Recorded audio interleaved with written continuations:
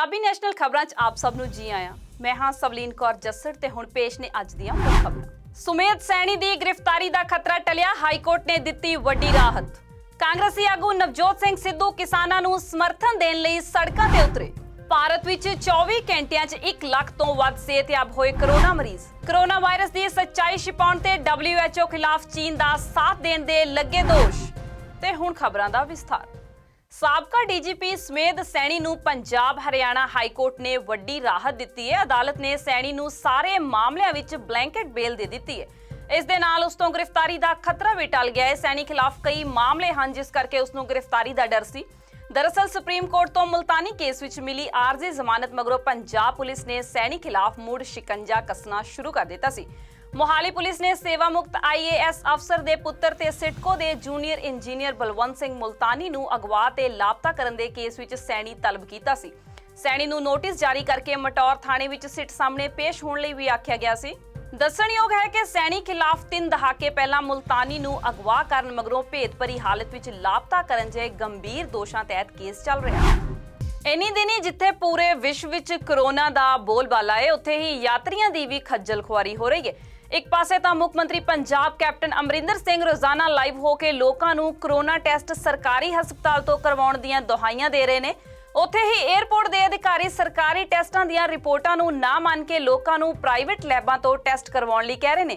ਇੱਕ ਅਜਿਹਾ ਹੀ ਮਾਮਲਾ ਦੇਖਣ ਨੂੰ ਮਿਲਿਆ ਰਾਜਾਸਾਂਸੀ 에ਅਰਪੋਰਟ ਤੇ, ਜਿੱਥੇ ਯਾਤਰੀਆਂ ਨਾਲ ਗੱਲਬਾਤ ਕਰਨ ਤੇ ਪਤਾ ਲੱਗਾ ਕਿ ਉਹ ਆਪਣੇ ਸ਼ਹਿਰਾਂ ਤੋਂ ਕਰੋਨਾ ਦਾ ਸਰਕਾਰੀ ਟੈਸਟ ਕਰਵਾ ਕੇ ਰਿਪੋਰਟਾਂ ਨਾਲ ਲੈ ਕੇ ਆਏ ਨੇ, ਪਰ 에ਅਰਪੋਰਟ ਦੇ ਅਧਿਕਾਰੀਆਂ ਨੇ ਉਹਨਾਂ ਨੂੰ ਅੰਦਰ ਨਹੀਂ ਜਾਣ ਦਿੱਤਾ ਅਤੇ ਇਹ ਕਹਿ ਕੇ 에ਅਰਪੋਰਟ ਤੋਂ ਬਾਹਰ ਕੱਢ ਦਿੱਤਾ ਕਿ ਉਹਨਾਂ ਨੇ ਸਰਕਾਰੀ ਟੈਸਟ ਕਰਵਾਇਆ ਹੈ, ਜਦਕਿ ਇੱਥੇ ਸਰਕਾਰੀ ਹਸਪਤਾਲ ਦੇ ਟੈਸਟ ਨੂੰ ਮਾਨਤਾ ਨਹੀਂ ਮਿਲਦੀ। ਅਧਿਕਾਰੀਆਂ ਨੇ ਇਹ ਵੀ ਆਖਿਆ ਕਿ ਜੇਕਰ ਯਾਤਰੀਆਂ ਨੇ ਵਿਦੇਸ਼ ਯਾਤਰਾ ਕਰਨੀ ਹੈ ਤਾਂ ਉਹ ਸਰਕਾਰੀ ਨਹੀਂ ਪ੍ਰਾਈਵੇਟ ਲੈਬ ਤੋਂ ਕਰੋਨਾ ਟੈਸਟ ਰਿਪੋਰਟ ਲੈ ਕੇ ਆਉਣ, ਤਾਂ ਹੀ ਉਹ ਸਫ਼ਰ ਕਰ ਸਕਦੇ ਨੇ। ਹੁਣ ਲੋਕਾਂ ਲਈ ਭੰਬਲ ਪੂਸੇ ਵਾਲੀ ਸਥਿਤੀ ਬਣੀ ਹੋਈ ਹੈ ਕਿ ਉਹ ਹੁਣ ਰਾਜੇ ਦੀ ਗੱਲ ਮੰਨਣ ਕਿ 에ਅਰਪੋਰਟ ਅਧਿਕਾਰੀਆਂ ਦੀ।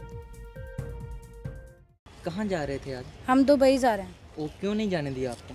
सर सरकारी रिपोर्टर को मान नहीं रहा, ठीक है, अंदर में हम लोगों को बाहर निकाल दिया। मेरे पास 3 रिपोर्ट है, तीनों रिपोर्टों को उन लोगों ने माना नहीं है और मेरी 3 टिकट ख़राब हो गई। कल मैं स्पेशल इधर आके जो रिपोर्ट दिखा के गई काउंटर पे, बोल रहे हैं कि ये वाला रिपोर्ट चलेगा, चाहे कैमरा भी चेक कर सकते, कैमरे में सब कुछ निकलेगा, ठीक है।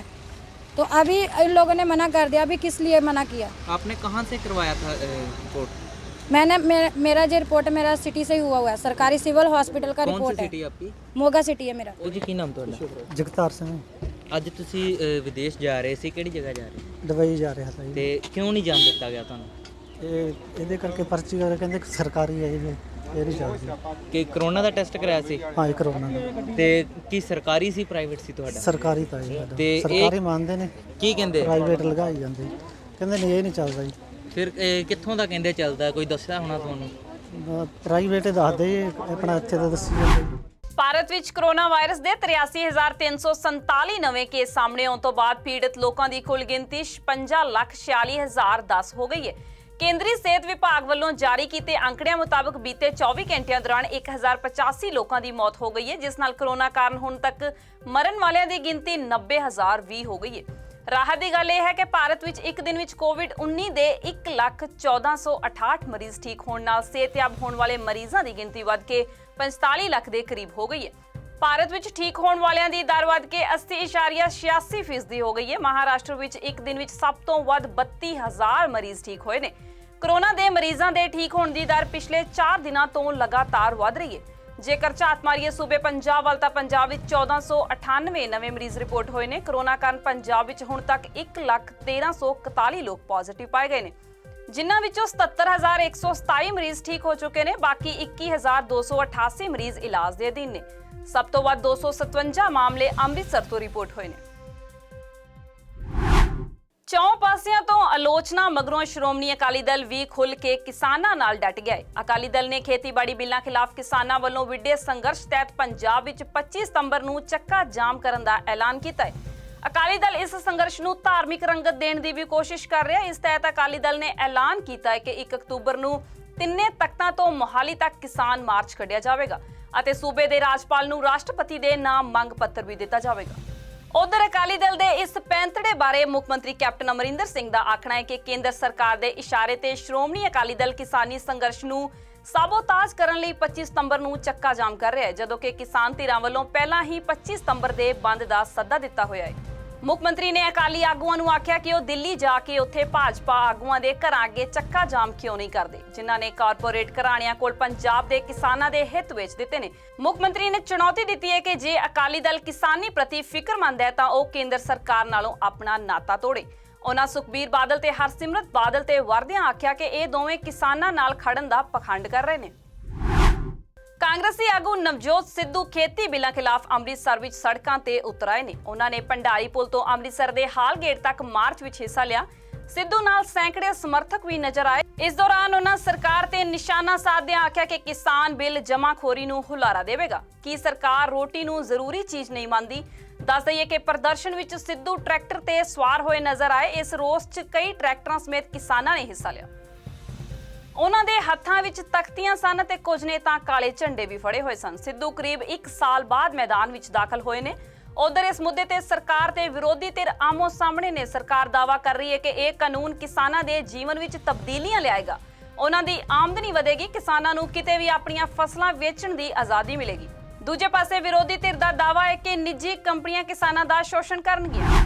ਖੇਤੀ ਬਿੱਲਾਂ ਵਿਰੁੱਧ ਪਿੰਡ ਬਾਦਲ ਵਿਖੇ ਲੱਗੇ ਮੋਰਚੇ ਦੀ ਸਮਾਪਤੀ ਤੋਂ ਬਾਅਦ ਘਰਾਂ ਨੂੰ ਪੱਤਰੇ ਕਿਸਾਨਾਂ ਦੀ ਮਿੰਨੀ ਬੱਸ ਟਰਾਲੇ ਨਾਲ ਟਕਰਾਉਣ ਕਾਰਨ ਮਾਨਸਾ ਜ਼ਿਲ੍ਹੇ ਦੇ ਪਿੰਡ ਕਿਸ਼ਨਗੜ੍ਹ ਦੇ ਕਿਸਾਨ ਮੁਖਤਿਆਰ ਸਿੰਘ ਪੁੱਤਰ ਮੋਲਾ ਸਿੰਘ ਦੀ ਮੌਤ ਹੋ ਗਈ ਹੈ ਅਤੇ 17 ਕਿਸਾਨ ਜ਼ਖਮੀ ਹੋ ਗਏ ਨੇ, ਜਿਨ੍ਹਾਂ ਨੂੰ ਬਠਿੰਡਾ ਵਿਖੇ ਵੱਖ-ਵੱਖ ਹਸਪਤਾਲਾਂ ਵਿੱਚ ਇਲਾਜ ਲਈ ਭਰਤੀ ਕਰਵਾਇਆ ਗਿਆ ਹੈ। ਭਾਰਤੀ ਕਿਸਾਨ ਯੂਨੀਅਨ ਏਕਤਾ ਉਗਰਾਹਾਂ ਦੇ ਜ਼ਿਲ੍ਹਾ ਪ੍ਰਧਾਨ ਰਾਮ ਸਿੰਘ ਭੈਣੀ ਬਾਗਾ ਨੇ ਦੱਸਿਆ ਕਿ ਜਥੇਬੰਦੀ ਨੇ ਮ੍ਰਿਤਕ ਕਿਸਾਨ ਨੂੰ ਸ਼ਹੀਦ ਕਰਾਰ ਦਿੱਤਾ ਹੈ ਅਤੇ ਬਠਿੰਡਾ ਦੇ ਆਈਜੀ ਜਸਕਰਨ ਸਿੰਘ ਨੂੰ ਆਪਣੀ ਮੰਗ ਤੋਂ ਜਾਣੂ ਕਰਵਾਇਆ, ਜਿਸ ਤਹਿਤ ਮ੍ਰਿਤਕ ਕਿਸਾਨ ਨੂੰ 10 ਲੱਖ ਰੁਪਏ ਮੁਆਵਜ਼ਾ, ਸਾਰਾ ਸਰਕਾਰੀ ਅਤੇ ਪ੍ਰਾਈਵੇਟ ਕਰਜ਼ਾ ਮੁਆਫ ਕਰਨ ਅਤੇ ਪਰਿਵਾਰ ਦੇ ਇੱਕ ਵਿਅਕਤੀ ਨੂੰ ਸਰਕਾਰੀ ਨੌਕਰੀ ਦੇਣ ਦੀ ਮੰਗ ਰੱਖੀ ਗਈ ਹੈ, ਜਦੋਂ ਕਿ ਜ਼ਖਮੀਆਂ ਲਈ ਮੁਫਤ ਇਲਾਜ ਤੋਂ ਬਿਨਾਂ 2-2 ਲੱਖ ਰੁਪਏ ਦਾ ਮੁਆਵਜ਼ਾ ਦੇਣ ਦਾ ਪ੍ਰਸਤਾਵ ਸਰਕਾਰ ਸਾਹਮਣੇ ਰੱਖਿਆ ਗਿਆ ਹੈ।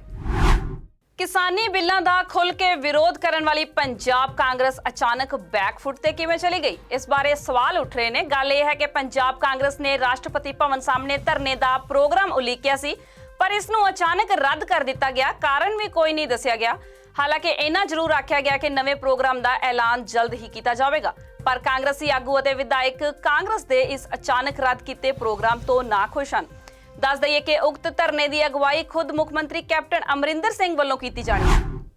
ਖੇਤੀ ਬਿੱਲਾਂ ਨੂੰ ਲੈ ਕੇ ਕਿਸਾਨਾਂ ਵਿੱਚ ਰੋਸ ਲਗਾਤਾਰ ਵਧ ਰਿਹਾ ਹੈ ਤੇ ਪੰਜਾਬ ਦੇ ਪਿੰਡ ਸ਼ਹਿਰ ਪੱਧਰ ਤੋਂ ਹੋ ਕੇ ਹੁਣ ਰਾਜਧਾਨੀ ਦਿੱਲੀ ਕਿਸਾਨ ਅੰਦੋਲਨ ਦਾ ਧੁਰਾ ਬਣਦਾ ਨਜ਼ਰ ਆ ਰਿਹਾ ਹੈ। ਕਿਸਾਨ ਸੰਘਰਸ਼ ਨੂੰ ਦੇਸ਼ ਪੱਧਰ ਤੇ ਉਭਾਰਨ ਲਈ 250 ਕਿਸਾਨ ਸੰਗਠਨਾਂ ਤੇ ਆਧਾਰਿਤ ਕੁੱਲ ਹਿੰਦ ਕਿਸਾਨ ਸੰਘਰਸ਼ ਤਾਲਮੇਲ ਕਮੇਟੀ ਨੇ ਹੋਰ ਕਿਸਾਨ ਸੰਗਠਨਾਂ ਨੂੰ ਸਾਂਝੇ ਮੰਚ ਵਿੱਚ ਸ਼ਾਮਲ ਕਰਨ ਲਈ 27 ਸਤੰਬਰ ਨੂੰ ਦਿੱਲੀ ਵਿੱਚ ਇੱਕ ਮੀਟਿੰਗ ਬੁਲਾਈ ਹੈ।